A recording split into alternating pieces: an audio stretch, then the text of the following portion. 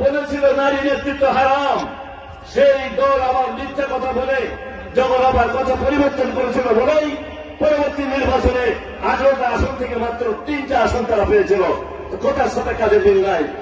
এই দলটা এত বড় বিশ্বাসঘাতক এই জামাত ইসলাম। তাই আপনারা জানেন বাংলাদেশ জাতীয়তাবাদী দল শুধু রাষ্ট্রীয় ক্ষমতায় 2/3 মেজরিটিতে 1979 সাল, 2001 সাল এবং 91 সালে রাষ্ট্রীয় ক্ষমতায় যান নাই।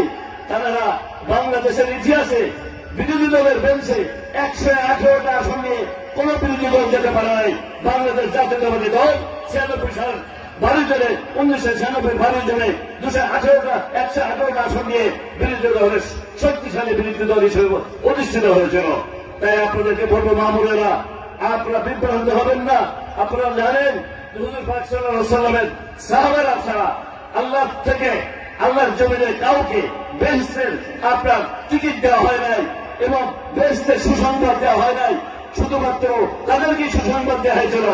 আজকে তারা মিথ্যা অবতারণা করে আপনাদের কাছে দিয়ে বিভ্রান্তি করে বেহেশতের টিকিট বিক্রি করে মুনাফিক সাজতেছে। আপনারা কনসাস হয়ে যান, তাদেরকে উত্তর দেবেন তোমাদের এই মুনাফিকি কথার জন্য তোমাদের জাহান্নাম অবধারিত।